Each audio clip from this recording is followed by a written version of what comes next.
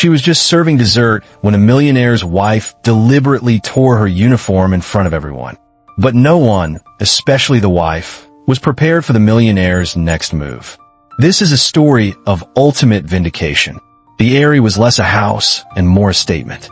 Perched atop a hill overlooking Seattle, its walls of floor-to-ceiling glass drank in the panoramic cityscape, reflecting the shifting moods of the Pacific Northwest sky.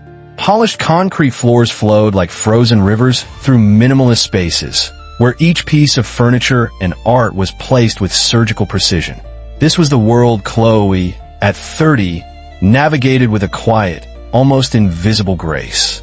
For the past year, she had served as the household manager for its occupants. Julian, the architectural visionary who had designed the Aerie, his wife Eleanor, and their 12-year-old daughter, Lily. Chloe's role transcended that of a simple housekeeper. She was the silent engine that kept this marvel of modernism running. Her days were a ballet of quiet efficiency, from coordinating caterers to ensuring the delicate Venetian glass collection remained dust-free. But her value to Julian was something more. He, a man who spoke the language of lines and light, recognized in Chloe a kindred spirit.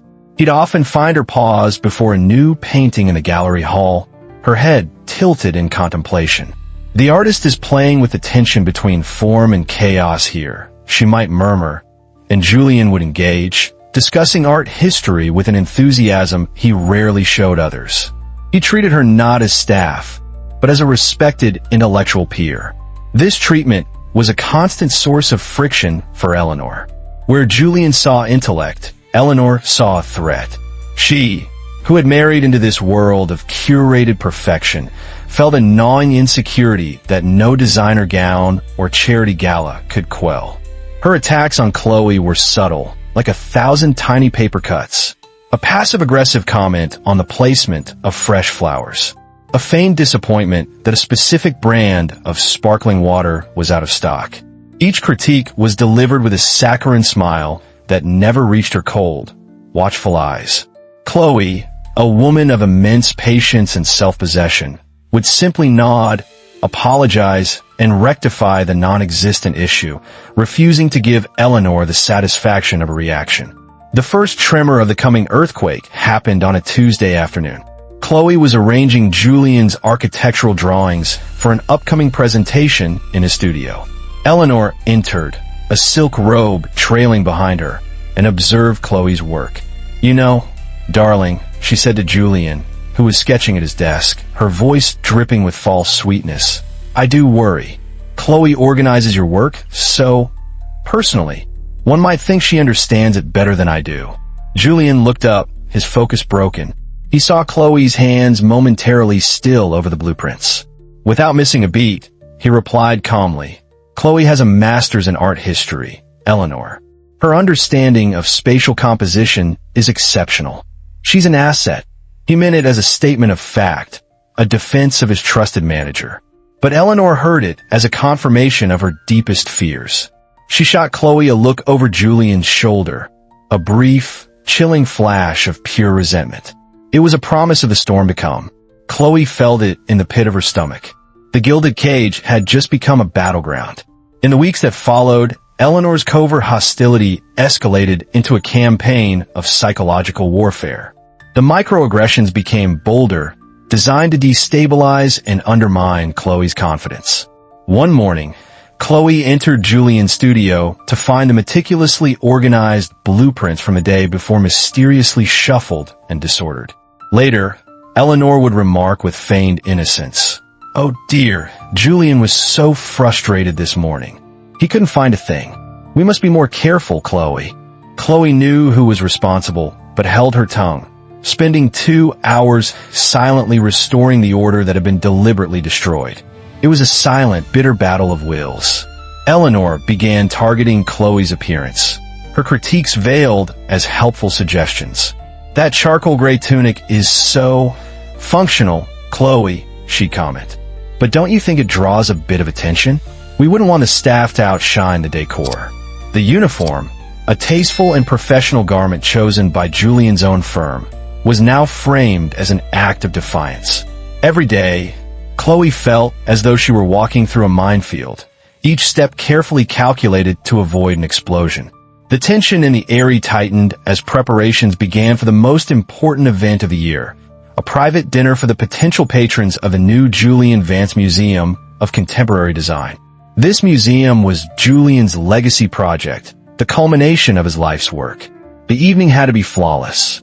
A single misstep could jeopardize millions in funding and years of planning. The weight of this perfection fell heavily on Chloe's shoulders, a fact that Eleanor seemed to relish. She shadowed Chloe's every move, questioning her choice of floral arrangements, her selection of caterers, and the timing of the service, creating friction where there was none. The day before the dinner party, the storm broke its cover. Eleanor found Chloe in the main gallery, overseeing the placement of a new sculpture. She circled the piece, a ghost of a smile on her lips. "It's remarkable how you just know where things should go," Eleanor began, her tone deceptively light. "Julian was just saying to me last night, Chloe has more innate taste than half the curators in this city. He thinks you're extraordinary."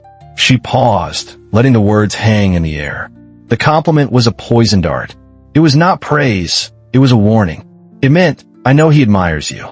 I know he sees you, and I will not tolerate it." Chloe felt a cold dread wash over her. She was no longer just an employee. In Eleanor's mind, she had become the enemy.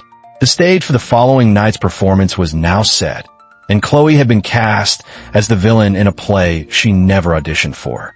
The evening of the dinner party arrived, cloaking the airy in an atmosphere of nervous excitement. The glass walls reflected a tapestry of city lights, a glittering backdrop for the power players assembled within. Conversations flowed like vintage champagne, a delicate dance of finance, art, and influence. Chloe moved through the space with the seamless grace of a phantom. Her presence felt only in the timely refreshment of a drink or the silent clearing of a plate. Her charcoal gray tunic was immaculate, her focus absolute. She was determined to remain invisible, a bastion of professionalism against the rising tide of Eleanor's animosity. The main course was a resounding success. Julian was animated, passionately describing his vision for the museum to a rapt audience of billionaires and art aficionados. Eleanor, seated at the opposite end of the table, was the picture of the perfect hostess. She was radiant in an architectural white gown, her laughter light and charming. But her eyes, whenever they landed on Chloe, were as hard and cold as diamonds. As the staff began clearing the plates for dessert, the moment arrived. Chloe moved to the side of a prominent investor, reaching for his plate. That's when Eleanor's voice, sharp and clear, sliced through the ambient chatter. "Oh, Chloe, darling." Every conversation halted. All eyes turned to Eleanor, who was rising from her seat with a look of theatrical distress. In her hand was a full glass of deep, crimson red wine. With a movement that was too precise to be accidental, she stumbled just enough of the wine to arc through the air, splashing directly onto the front of Chloe's uniform. A collective gasp rippled through the room. The dark red stain bloomed across the gray fabric like a fresh wound. "Oh, my heavens! I'm so terribly clumsy!" Eleanor exclaimed, her voice thick with false apology.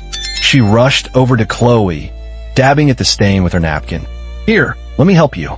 This is just dreadful." Under the guise of assistance, her fingers clutched the fabric of Chloe's collar. Chloe stood frozen, the heat of humiliation creeping up her neck.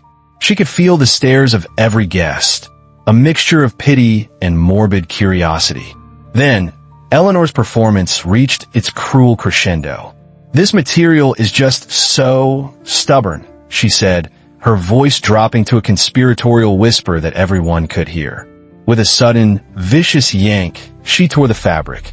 The sound, a harsh, ripping noise, echoed in the stunned silence of the dining room. The tunic split open from the collar down, exposing Chloe's shoulder and the simple strap of her camisole. It was an act of profound, calculated degradation. Time seemed to stop. Chloe stumbled back, her hands flying up to clutch the torn edges of her uniform, her face a mask of shock and disbelief. The room was utterly silent, the only sound the faint clinking of ice in an untouched glass. The guests stared, mouths agape, their elegant dinner party having just evolved into a scene of shocking brutality. Eleanor stood back, a faint, triumphant smile playing on her lips. She had done it. She had publicly stripped Chloe of her dignity, reducing her to a broken object in front of the very people she was meant to impress. In that moment of deafening silence, Eleanor believed she had won. The silence that followed the tearing of the fabric was absolute, a vacuum that sucked all the air and life from the room. The guests sat like statues, their faces a gallery of shock and discomfort. Eleanor's triumphant smirk began to falter as the weight of her actions settled in the profound quiet. She had expected gasps, perhaps, or nervous whispers. She had not expected this dead, condemning stillness. Then, from the head of the table, Julian Vance rose. He didn't stand up quickly or angrily. He rose slowly, deliberately, his 6'2" frame unfolding with a chilling, measured calm that was far more terrifying than any outburst of rage. Every eye in the room swiveled to him. His face was impassive, carved from granite, but his eyes were blazing with a cold fire that was directed squarely at his wife. He said nothing, not a single word. He carefully placed his napkin on the table, his movements precise and economical. Then he began to walk. The sound of his leather shoes on the polished concrete floor was the only sound in the universe. He walked around the long, elegantly set table, past the frozen faces of his powerful guests, his path unwavering. He walked directly toward Chloe, who stood trembling, trying to hold the ruined pieces of her uniform together, tears of pure humiliation welling in her eyes. When he reached her, he still did not speak. Without hesitation, he shrugged off his own dinner jacket, a bespoke Tom Ford piece worth more than a small car. The final was soft and dark. With an act of surprising tenderness, he gently draped the jacket over Chloe's shoulders. It enveloped her, shielding her from the prying eyes, a cocoon of warmth and protection against the cold shame that had engulfed her. He pulled the lapels together, his knuckles brushing her collarbone, a silent gesture of profound apology. Only then did he speak, his voice low and meant only for her. "I am so sorry, Chloe," he murmured, his voice thick with a remorse that was absolute. "No one should ever be treated this way, especially not in my home." With the jacket securely around her, he finally turned. He didn't face his wife. He faced the entire room, his body positioned slightly in front of Chloe, a human shield. His gaze swept over the stunned faces of his guests, acknowledging their presence, before finally landing on Eleanor. When he spoke, his voice was not loud, but it carried to every corner of the silent room with the shattering force of a gavel. "Eleanor," he said, the single word hanging in the air like a death sentence. Her name, from his lips, sounded like an accusation. "What you have just done," he continued, his voice perfectly level, each word a carefully placed stone building a wall between them, "is unforgivable." A collective, silent intake of breath passed through the room. This was not the response anyone had anticipated. They had expected a quiet dismissal of the staff member, a smooth plastering over an embarrassing moment. They had not expected the master of the house to so unequivocally and publicly condemn his own wife. Eleanor's face, which had been flushed with victory, went completely white. The power dynamic of the entire house, of their entire marriage, had just been irrevocably overturned in a single, quiet sentence. Julian had not raised his voice, but his words had detonated a bomb in the center of their lives. Eleanor stared at her husband, her mind reeling. The word unforgivable echoed in the cavernous silence. This was not how her triumphant moment was supposed to end. "Julian, you don't understand," she stammered, her voice a desperate, cracking whisper. "She's been undermining me. She doesn't know her place." "No, Eleanor." Julian's voice cut through her excuses, sharp as a shard of glass. "You don't understand." He took a small step, aligning himself even more firmly with Chloe. "Chloe Thompson's place is wherever she chooses it to be. Perhaps it's time our guests understood who you just assaulted." The word assaulted hung in the air, electric and undeniable. Several guests shifted uncomfortably. This was no longer just a domestic spat. It was something far more serious. Before Chloe graced our home with her professionalism and integrity, Julian announced, his voice ringing with conviction. She graduated magna cum laude with a master's degree in art history from Columbia. She is fluent in French and Italian, a skill that has been invaluable in dealing with our European galleries. And she is currently studying for her GMATs with the intention of attending Wharton or Harvard for her MBA. A wave of shock rippled through the room. The narrative had been completely rewritten.